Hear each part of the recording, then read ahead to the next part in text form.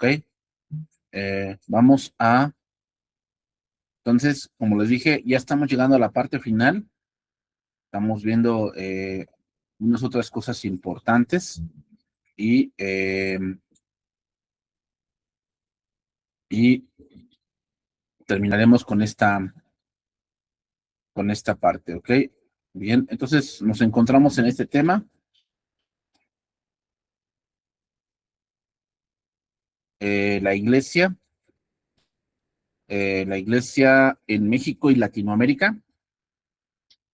¿Ok? Eso es lo que ya es lo que es el tema que hemos estado entrando ahora estos días. Ahora vamos a ver, hermanos, ya que es lo que ya vimos. Bueno, ya vimos en esta parte los inmigrantes de Norteamérica, el cómo algunos países de Latinoamérica hubo mucha inmigración de gente de color, gente negra. Por eso vemos, por decir ahorita, que por decir uno de los países, Ecuador, Colombia, Cuba, República Dominicana, son de mucha tez negra. ¿Ok? ¿Por qué? Por la inmigración. Luego vimos un poco de los menonitas, los cuales se asentaron más en Paraguay. Eso fue donde más se asentaron y donde vimos más esta parte. Y también vimos las misiones protestantes y en una de ellas vimos a este misionero James Thompson.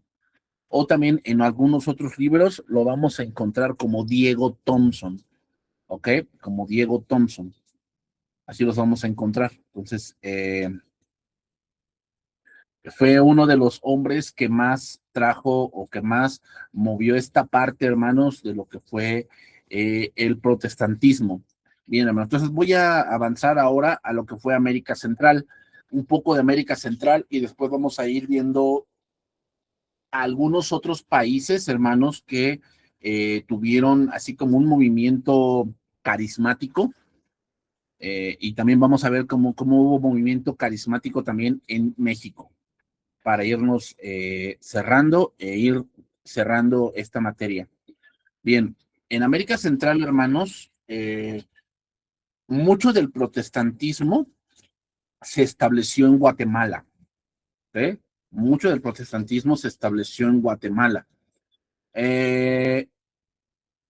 Y por un presidente liberal, Justino Rufino Barrios, así se llamaba. O sea, vean, hermanos, que Guatemala pues ha tenido presidentes cristianos, o eso podemos decir, pero el problema de la política, hermanos, es que pues obviamente muchos no llegan allí solos, ¿okay? Debes muchas cosas, debes favores y debes muchas de esas cosas. Entonces es difícil hacer las cosas que debes hacer dentro de un gobierno o dentro de un poder. Entonces, en 1899, la misión centroamericana entró en Guatemala, 1899.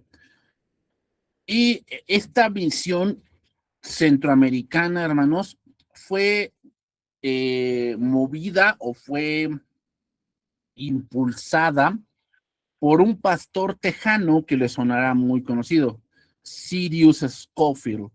Sirius Scofield fue quien hizo la famosa Biblia Scofield. Y otra vez lo volvemos a mencionar porque, hermanos, este hombre, Cyrus Scofield, se hizo muy famoso por eh, por cómo él trazó, en este caso, la escatología a través del dispensacionalismo.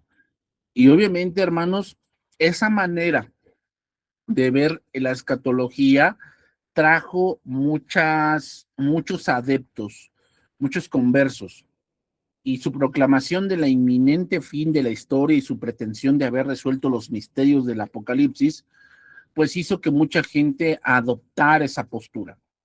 Aunque otras denominaciones también se establecieron en América Central hacia fines del siglo XIX, la misión centroamericana continuó siendo la principal fuerza protestante hasta bien avanzado el siglo XX. lo cual le dio al protestantismo centroamericano un fuerte colorido dispensacionalista.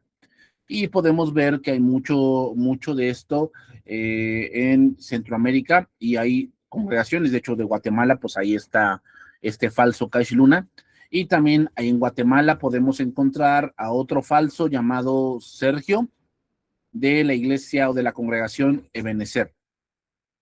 En México, hermanos, como en otras partes de América Latina, Diego Thompson, que es el que es Diego Thompson o James Thompson, que es el que tenemos allá a la derecha, fue el precursor del protestantismo en México.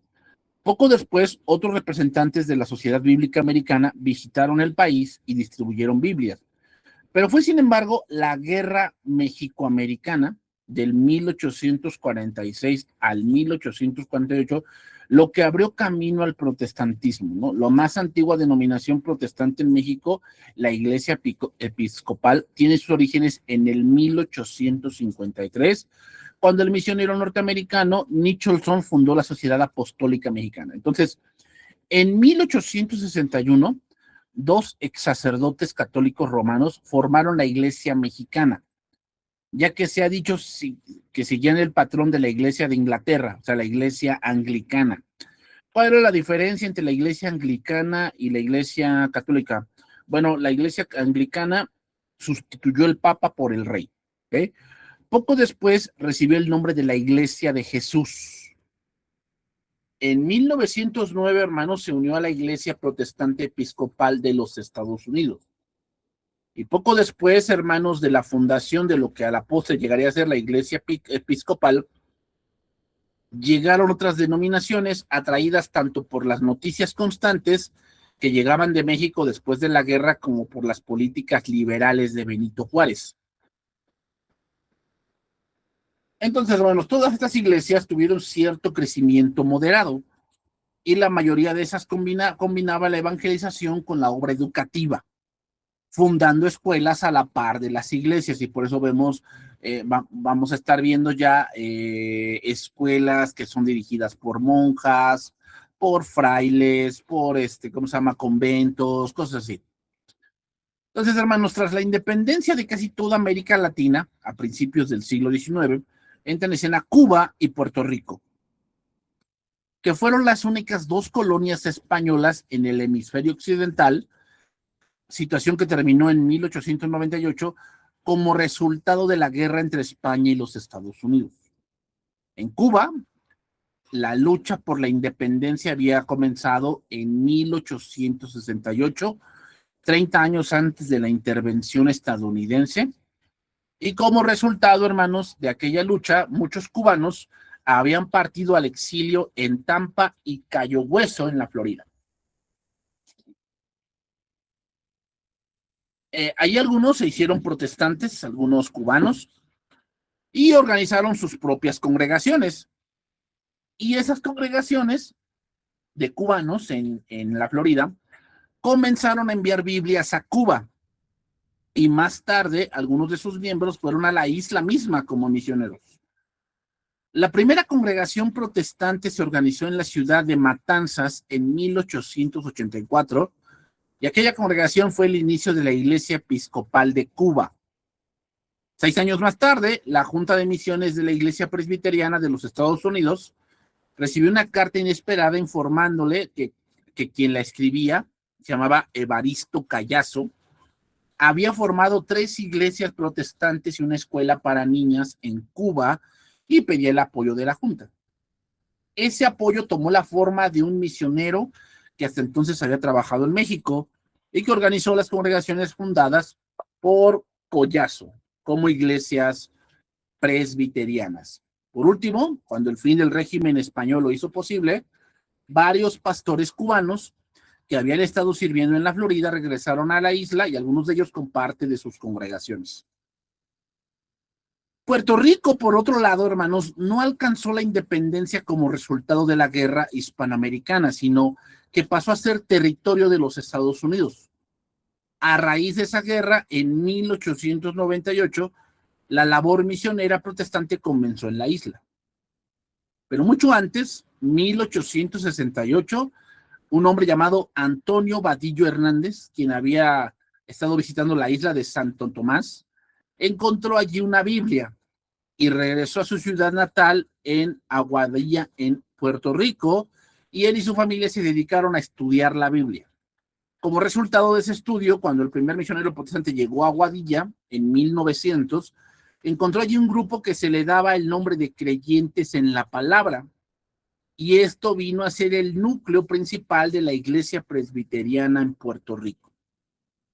En el siglo XX, hermanos, en América Latina se vio marcada por una serie de revoluciones que prometían sanar los males sociales y eliminar la injusticia y la inequidad económica. La primera de ellas que podemos mencionar, que nos interesa más, la Revolución Mexicana. Ahora es preciso decir algo acerca de la participación protestante en la Revolución Mexicana. Los protestantes habían tenido un papel importante, incluso militar, en la campaña de Juárez para derrotar al emperador Maximiliano, quien había sido impuesto al país por los emperadores franceses. Un historiador llamado Jean-Pierre Bastien ha compilado una lista parcial de los líderes militares que aquella campaña tenía, que eran protestantes o que tenían fuertes vínculos con el protestantismo. Esa lista incluye 2 generales, 18 coroneles y un gran número de oficiales menores. Muchos de ellos se hicieron protestantes después de la campaña militar, lo cual indica que la relación entre el protestantismo y el liberalismo corría en ambos sentidos, de modo que cada uno de ellos proveía reclutas para el otro. Hacia finales del siglo XIX y principios del siglo XX, hermanos, había muchos liberales mexicanos convencidos de que se estaba perdiendo lo que la reforma de Benito Juárez había alcanzado. Aunque la mayoría de las leyes, hermanos, de Benito Juárez todavía estaban vigentes, la creciente presión por parte de los conservadores católicos, tanto clérigos como laicos, había llevado al gobierno a desentenderse de muchas de ellas. Y esto llevaba a los protestantes a temer la pérdida de sus libertades y derechos. Por ello, los liberales más radicales que iban surgiendo y cuyas acciones llevarían a la revolución, cuando en 1900 un grupo de liberales en Potosí, San Luis Potosí, hizo un llamado a la acción contra las tendencias conservadoras que iban aumentando. Los protestantes se encontraban frente al frente del movimiento que surgió en aquel llamado. El principio, hermanos, quien hizo este llamado fue un hombre llamado José Rumbia. José Rumbia es el que está en el centro de la diapositiva. Ese es José Rumbia, quien había estudiado en el Instituto Mexicano Metodista en Puebla, bajo maestros liberales. Y como pastor buscó a la larga obtuvo permiso para darles clases nocturnas a los presidiarios. Organizó una especie de sindicato laboral en la industria textil y abrió una escuela diurna para los hijos de los obreros. Y como ello se hacía parte de un proceso que había comenzado a aparecer en México algunos años antes, en el cual la iglesia metodista y en menor grado otras denominaciones fueron adentrándose entre los desposeídos, tanto en las ciudades como en algunas zonas rurales, podemos señalar, hermanos, aquí que cuando José Rumbia estaba organizando a los obreros textiles, los patronos, con el apoyo de las autoridades, prohibieron cualquier reunión de obreros de más de 3 personas. En 1902, en una vasta reunión de obreros y campesinos, José Rumbia fue el orador principal y uno de los otros 2 era un laico metodista. Al tiempo que las autoridades conservadoras iban ejerciendo cada vez más presión sobre José, y los liberales que le acompañaban, estos se iban volviendo más radicales. En 1906, José Rumbia escribía ya sobre los que parecían creer la luz de la libertad y cómo alcanzar la libertad a través del conocimiento. A partir de entonces se le conoció como uno de los mejores oradores en pro del cambio radical, a José Rumbia. Cuando por fin estalló la revolución, Rumbia comenzó a servir como secretario personal del gobernador revolucionario del estado.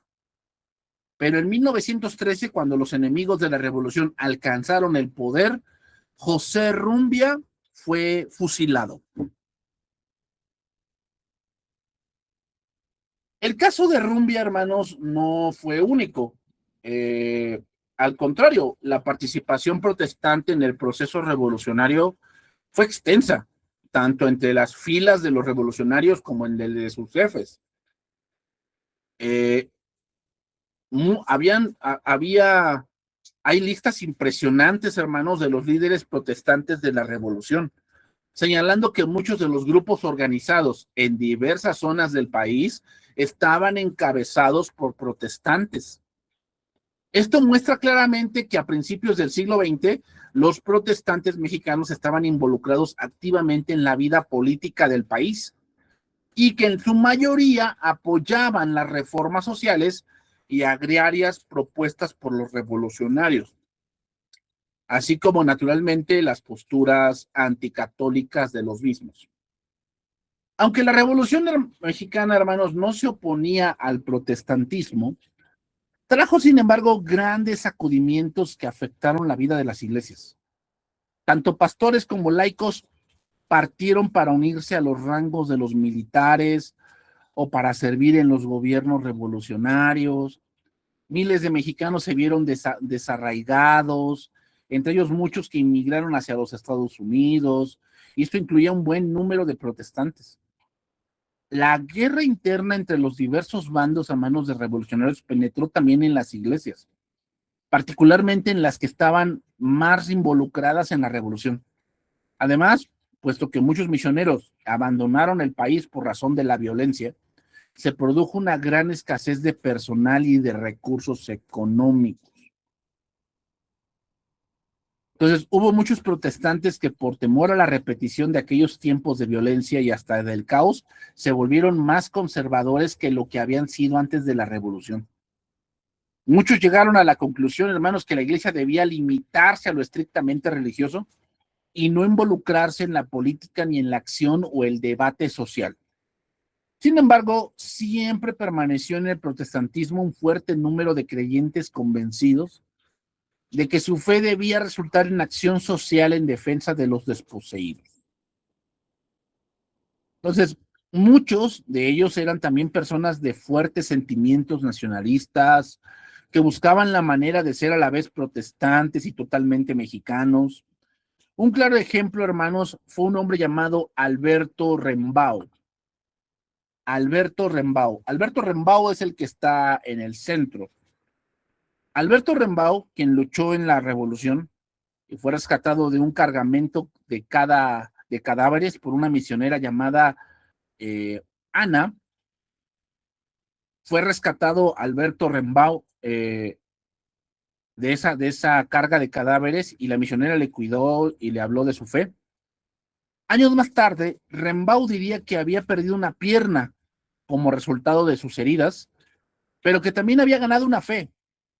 Y tras sus estudios, Rembao asistió a varias de las conferencias misioneras. Una fue en Panamá en 1916. Otra fue, hermanos, en Montevideo, Uruguay, 1925. Y otra fue en La Habana en 1929. Él hizo un discurso llamado Discurso a la Nación Evangélica, y fue una obra pionera en América Latina en lo que se refiere a la relación entre la fe y la cultura. Y argumentaba que que es posible ser a la vez protestante y latinoamericano, aunque también afirmaba que los verdaderos protestantes tendrían que ser diferentes del resto de los latinoamericanos. Rembao fue editor de la revista La Nueva Democracia, que se publicaba en Nueva York. Y esta revista, hermanos, dio pautas para una reflexión teológica y expresión literaria que tenían un tono nuevo y latinoamericano, aunque su propio estilo literario, a veces bastante rebuscado, limitó el impacto de la revista. Al mismo tiempo que hacía todo esto, a través de toda su vida, Rembao mantuvo el fuerte orgullo nacional que de joven le había llevado a unirse a las huestes revolucionarias. Rembao murió en Nueva York en el 1962. Entonces, hermanos, la Revolución Mexicana fue mucho más que un fenómeno nacional. También auguraba un cambio que estaba comenzando en América Latina. Se trataba de un movimiento más allá de las doctrinas y posturas tradicionales del liberalismo y hacia ideas más radicales. Entonces, cuando Rumbia, que es el que tenemos allí, y otros comenzaron a protestar contra los crecientes privilegios del clero y de otros conservadores y en defensa de las reformas de Juárez y de sus seguidores, lo que les interesaba eran cuestiones tradicionalmente liberales. La libertad de prensa, la libertad de religión, el derecho, la responsabilidad del Estado y de llevar los registros civiles y libre comercio. Pero cuando la Revolución Mexicana llegó a su apogeo, lo que se discutían eran más otras cuestiones, tales como la reforma agraria, el fin del sistema económico, el político neocolonial, y había puesto buena parte de las empresas mexicanas en manos extranjeras y los derechos de quienes habían sido marginados por razón de su nacimiento, su raza o su cultura. Otras cosas, hermanos, que demoraron mucho el creciente, el avance del evangelio dentro de América Latina fue, en este caso, las guerras mundiales y, en este caso, la Guerra Fría. Cuando después de la Segunda Guerra Mundial el comercio se abrió una vez más a través del Atlántico y del Pacífico y las economías latinoamericanas comenzaron a declinar, su dependencia del extranjero resultó evidente y los sentimientos revolucionarios se exacerbaron.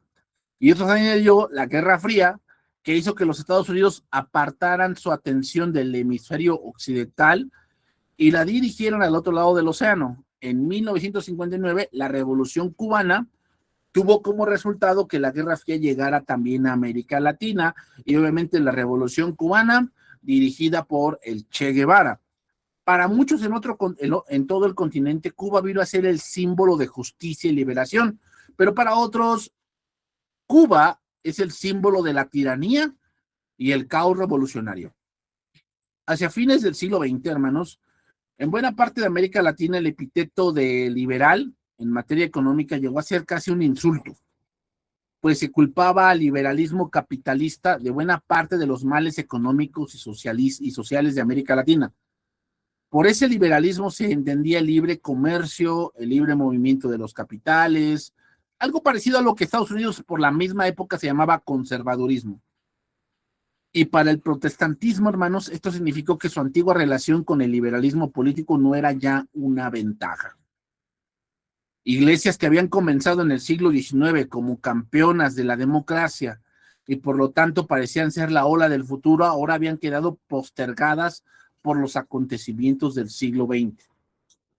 Es decir, muchas de las iglesias, hermanos, fueron vistas como traidoras por apoyar, en este caso, las decisiones del país americano.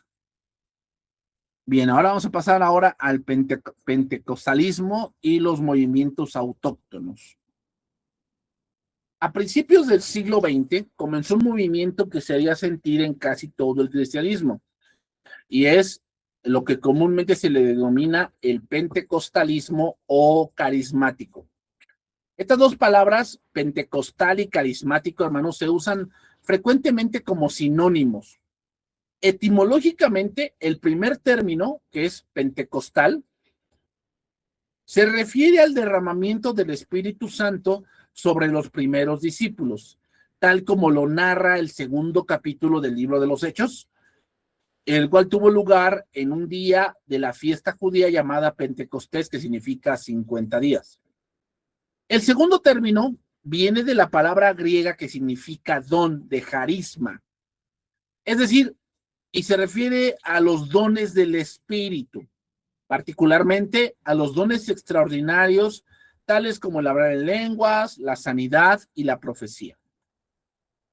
Aunque al parecer, hermanos, hubo muchos otros acontecimientos parecidos por la misma época en diversas partes del mundo, Los historiadores en general colocan los inicios del pentecostalismo en la misión de la calle Azusa en Los Ángeles en el 1906, del cual ya hablamos. En el protestantismo estadounidense había existido por largo tiempo una historia de avivamientos, como se puede ver en el Gran Despertar, poco después de la independencia y en el segundo Gran Despertar del siglo XIX. A principios del siglo XX comenzó lo que bien podría llamarse el tercer Gran Despertar, según ellos. Este movimiento, el tercer Gran Despertar, se caracterizaba por el hablar en lenguas, las visiones de dirección divina y un celo extraordinario por la proclamación y comunicación de la fe. Se expandió rápidamente de la calle Azusa a congregaciones de creyentes por todos los Estados Unidos, al principio principalmente entre personas de tradición wesleyana, y dentro de esa tradición entre las iglesias llamadas de santidad, pero pronto también entre bautistas y a la postre entre miembros de toda otra denominación. En América Latina, durante los próximos 100 años, el movimiento produciría un impacto tal que cambiaría por completo el cuadro del cristianismo latinoamericano. La mayoría de los primeros líderes y ministros del movimiento dejaron pocas noticias escritas, y pocas de las que dejaron han sido reunidas, clasificadas y estudiadas adecuadamente. Lo que es más, el movimiento tuvo por resultado centenas de nuevas denominaciones y millares de iglesias independientes. Como un producto colateral que los pentecostales mismos rechazaban, surgieron movimientos mesiánicos, y varios de ellos pretendieron que sus dirigentes eran de una nueva encarnación de Cristo o del Espíritu Santo. Por lo tanto, hermanos, no sabemos con certeza dónde empezó bien este punto del pentecostalismo o liberalismo o carismáticos dentro de América Latina. Pero lo que sí sabemos es que uno de los países que tuvo mucha influencia de esto fue Chile. Chile, hermanos, el protestantismo, cuando llegó a Chile, desde los primeros días de la independencia, con los primeros inmigrantes y el primer misionero llamado como James Thompson, a principios del siglo XX, aunque el protestantismo había logrado cierto crecimiento moderado, era todavía una importación extranjera. Es decir, no tenía mucho auge, sí estaban allí, pero no era tan fuerte como era en Estados Unidos. El censo en 1920 informaba que había entonces unos 54,000 protestantes en Chile, en los cuales 17,000 eran extranjeros y otros 10,000 eran inmigrantes alemanes naturalizados. Luego, aproximadamente solo la mitad de todos los protestantes del país eran chilenos de nacimiento. La mayoría de estos pertenecían a iglesias altamente dependientes de liderato y apoyo económico extranjero. El protestantismo había llegado al país asociado al liberalismo, que a su vez tenía auge entre la clase media que iba surgiendo, formando por industrias, comerciantes y profesionales. El énfasis del protestantismo era la educación, y su labor fundando escuelas tendía también a asociarlo con actitudes de la clase media y por tanto a distanciarse de las masas. Además, hermanos, en su intento de organizar iglesias siguiendo el patrón de las denominaciones que procedían de los Estados Unidos, ese protestantismo se veía a menudo cargado de sistemas de gobierno y burocracia que absorbían buena parte de sus recursos. Luego, mientras que denominaciones tales como los presbiterianos estaban representadas en Chile por misioneros altamente educados, tal no era por lo general el caso de aquellos a quienes Taylor había reclutado, ni de otros metodistas. Así que en 1906, la misionera presbiteriana Florence Smith se jactaba de que la iglesia presbiteriana estaba por delante de la metodista. Al decir eso se refería particularmente al pastor metodista Willis Glover. Willis, que es el que tenemos ahí en el centro, Willis Glover era un hombre de mente cerrada y fanático. pero que a pesar de ello tenía un éxito notable al predicar a los pobres. En 1902, tras servir por 13 años como pastor en diversas iglesias, se le nombró pastor de Valparaíso, Chile. Todo parecía ir bien, puesto que la congregación crecía, había planes para construir un nuevo templo, y cuando Hoover viajó a los Estados Unidos en 1904, allí hizo como contacto con el fuerte movimiento de avivamientos que existía en ese país. En ese mismo tiempo comenzó toda una serie de dificultades en Valparaíso. En 1905, hermanos, hubo una epidemia de viruela en Chile. Y en 1906, un terremoto destruyó buena parte de la ciudad de Valparaíso, incluyendo el edificio donde la iglesia de Hoover se congregaba. La única opción que se daba entonces, o que tenían en ese momento, era reunirse en pequeños grupos en los hogares de los creyentes. Esto a su vez tuvo como resultado el desarrollo de un fuerte liderato laico. El liderato que no estaba altamente educado y cuyo conocimiento teológico era mínimo, pero que predicaba con convicción y efectividad. Otra vez nos acercamos, hermanos, a un liderazgo que es neófito, un liderazgo que no tiene preparación y que solamente nos estamos yendo por líderes que tienen ganas de enseñar a otros y tienen mucho amor por la obra, pero lo hacen a su manera. Un año más tarde, la iglesia comenzó de nuevo a reunirse como un todo, aunque ahora bajo una carpa. En esos nuevos servicios resultaba claro que el nuevo liderazgo tenía mucho que contribuir. La iglesia continuaba creciendo, la congregación decidió construir un lugar para sus reuniones y hacerlo con sus propios recursos. Para el 1908 había completado la construcción de lo que era entonces la mayor iglesia metodista en Chile, con capacidad para 1,000 personas, 1,000 personas. Fue en ese edificio, hermanos, en la víspera del Año Nuevo de 1909, en la calle Azusa sucedió 1906, aquí estamos en vísperas del 1909, o sea, estamos en el 1908 para saltar al 9. Los detalles de las relaciones entre Hoover y el avivamiento de la calle Azusa no estaban del todo claros. No cabe duda de que Hoover conocía del movimiento que estaba surgiendo no solo en los Estados Unidos, sino también en otras partes del mundo, puesto que tanto él como su esposa tenían contacto con movimientos semejantes en la India y en Noruega. En todo caso, los acontecimientos que comenzaron en Valparaíso en Año Nuevo continuaron varios meses. Algunas personas querían continuar orando y por ello se organizaron vigilias. Otras que habían cometido pecados serios los confesaban ante la congregación. Quienes tenían rencores y enemistades constantes entre sí se reconciliaban públicamente. Algunos jóvenes caían por tierra, donde a veces permanecían callados y otros cantaban. Pero al levantarse, Hoover nos dice, eran personas diferentes. Es lo que él narra, que lo que estaba pasando en Valparaíso. Hoover añade que algunos fueron llevados por el Espíritu al cielo. Lo que está pasando en Valparaíso desde 1909, donde disfrutaban de visiones maravillosas, volaban, comían frutas exquisitas y hablaban con el Señor. Aunque no parece haber sido parte de la primera experiencia pentecostal en vísperas de Año Nuevo, pronto el hablar en lenguas se volvió común. Pero aquí vemos la glosolalia. Glosolalia significa, hermanos, hablar diferentes idiomas desconocidos, según ellos. Eso sucedía con mayor frecuencia durante el canto congregacional y en las vigilias de oración.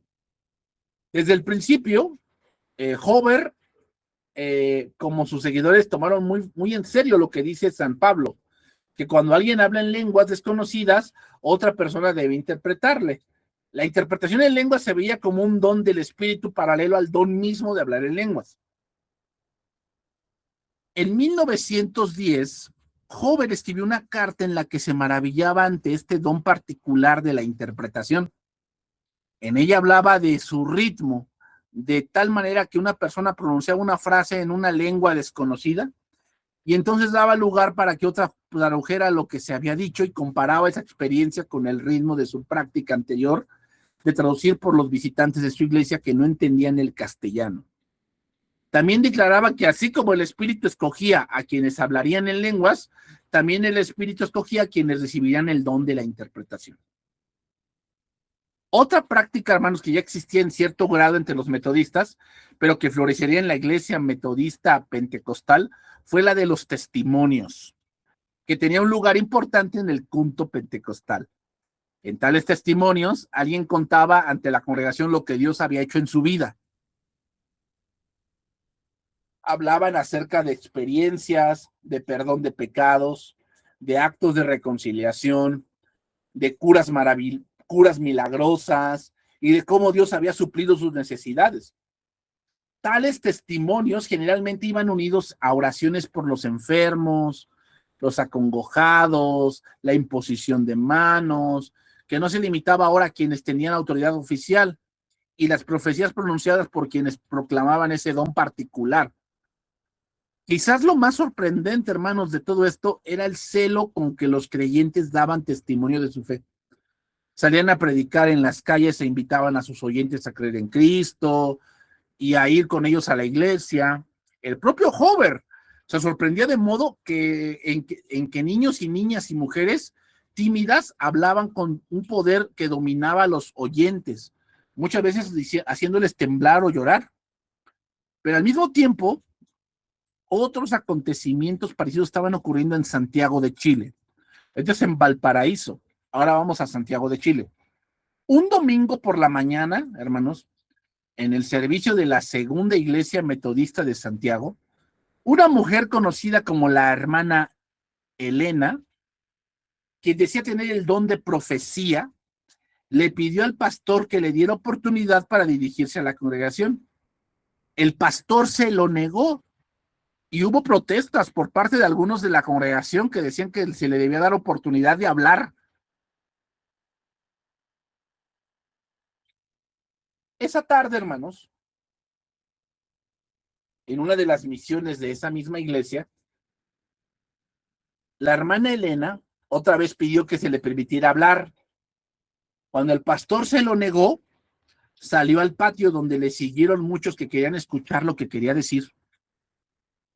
Entonces, al ver esto, surgió una reyerta en la que él resultado levemente herido donde él resultó levemente herido de la cabeza, es decir, el pastor en esa pelea resultó herido, porque se hizo una revuelta, porque el pastor no le permitió a esta mujer, en medio del culto, decir lo que Dios le había dicho.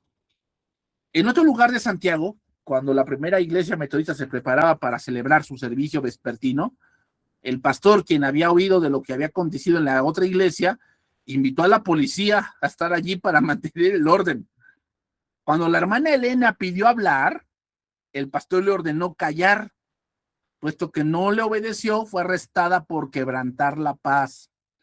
Recuerden, hermanos, que la Biblia dice que el espíritu de los profetas está sujeto a los profetas. Esto es mucho desorden. Esto es mucho desorden de que no, pues tengo algo que decir, casi va a decir cuándo va a venir Cristo. El resultado fue una gran tensión en el seno mismo de la iglesia metodista. ¿Qué? Puesto que mientras unos recibían con beneplácito expresiones religiosas inusitadas, tales como el don de profecías de la hermana Elena, otros veían en ello una seria interrupción a la vida de la iglesia. ¿Qué? A la vida de la iglesia. Mientras tanto, las noticias de lo que estaba aconteciendo en Valparaíso se difundían por todo el país, puesto que primero los diarios locales y luego otros de mayor circulación comenzaron a publicar informes acerca de ello. Algunos de los misioneros, hermanos, que tenían posiciones de liderazgo dentro de la denominación, empezaron a preocuparse en parte por el metodismo mismo que estaba dividiéndose en torno a la cuestión de cómo responder a este nuevo fervor religioso. Y en parte porque lo que estaba sucediendo primero en Valparaíso, luego en Santiago de Chile, que podía manchar la reputación de la iglesia. Y esto se envió un informe a Nueva York, y el resultado fue la formación de una delegación que debería ir a Valparaíso a fin de investigar lo que estaba aconteciendo y que incluía tanto a varios misioneros como al cónsul norteamericano de esa ciudad.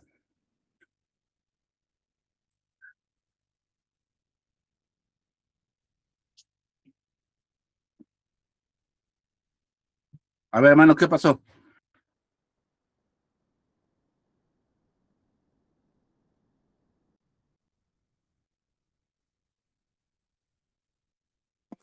Pastor, buenas noches. Sí.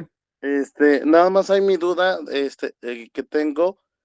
De hecho, bueno, creo que no hemos llegado a ese capítulo ahorita que estamos viendo Primera de Corintios.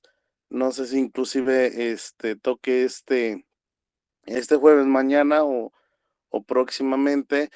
También hay una parte que dice que si a alguien precisamente Dios le revela algo, que la primera persona que está hablando, que está llevando el servicio, obviamente con orden, ¿no? Pero que debe de callar y que debe de permitir que la segunda persona hable.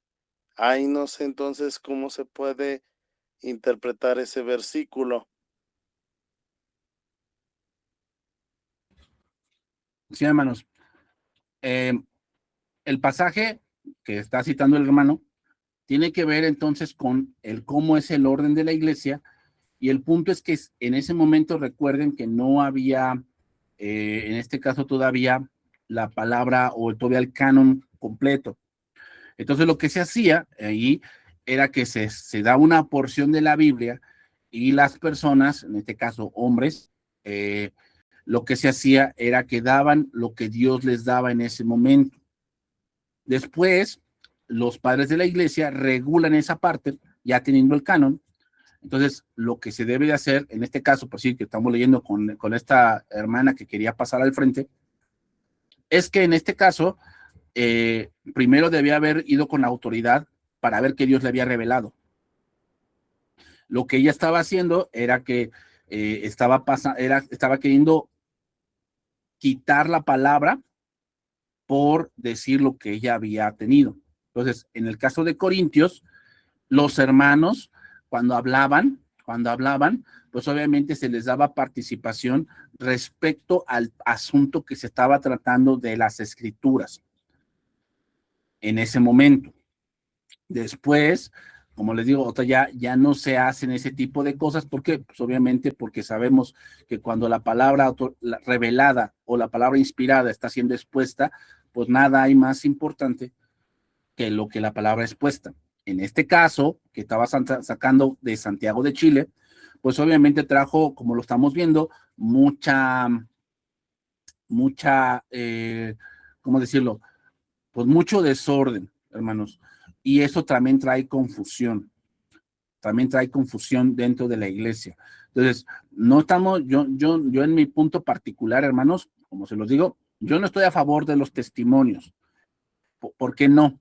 O sea, al frente de la iglesia, si alguien más cuenta su testimonio en particular, está bien, pero al frente de la iglesia no. ¿Por qué no? Porque muchas veces nos hemos dado cuenta que los hermanos toman como modelo de vida lo que el hermano expuso, ¿no? Entonces, un ejemplo, si la hermana tenía un esposo borracho y ella, no sé, hizo tal cosa, pues yo debo de hacerle así. No, no, hermanos, no. O sea, eso fue lo que le sucedió a ella. Por eso yo no estoy en acuerdo de que los testimonios se den enfrente. Si ya alguien más se cuentan entre ustedes y pues, en una comida, en el café, se cuentan entre ustedes, bueno, ya es otra cosa. Pero en el caso de la reunión general, debe haber un orden que nos lleve a meditar en lo que es la palabra autoritativa. ¿Okay? Ok, sí, pastor, gracias por la duda. Bien, hermanos, voy a terminar aquí con otra cosa que voy a mencionar aquí. Entonces, el resultado fue una formación de una delegación que debería ir a Valparaíso a investigar lo que estaba sucediendo. Un juez que había recibido quejas por parte de los vecinos de la iglesia reafirmó el derecho de los creyentes a continuar con sus servicios y prácticas, pero les ordenó que debían cesar a medianoche. Y por todas partes se hablaba acerca de este asunto, hermanos. El próximo país que vamos a ver con esto que también sucedió fue Brasil. Brasil también tuvo este movimiento y sucedieron también varias cosas. Entonces, quiero terminar con esto. ¿Cómo debemos ver estas cosas, hermanos? ¿Cómo debemos ver estas cosas? Bueno, debemos de verlas, hermanos, como cosas que sucedieron, pero que tenemos que analizar fielmente. Vean, la gente se preocupaba más por la reputación, se preocupaba más por la membresía de la iglesia y no se preocupaban tanto por si Dios era glorificado con eso que estaban haciendo. Y eso pues empezaba a traer confusión, hermanos. Entonces, tenemos que analizar fríamente. Yo no puedo decir aquí ahorita así abiertamente, no, esto es algo del diablo, ¿no? Pero, hermanos, las señas que están haciendo y las cosas que están sucediendo no están glorificando a Cristo, sino más bien están siendo como que un foco como de que quiero saber más, así como de curiosidad, pero no en este caso, de eh, querer conocer más de Dios. Bien, hermanos, vamos a dejarla aquí, porque el siguiente que es Brasil, pues sí es un poquito más, o también otro más extenso, y sí me interesa que un poco en esta parte final de la materia vayamos viendo esas cosas y terminar también con México. Ok, hermanos, vamos a orar y vamos a terminar.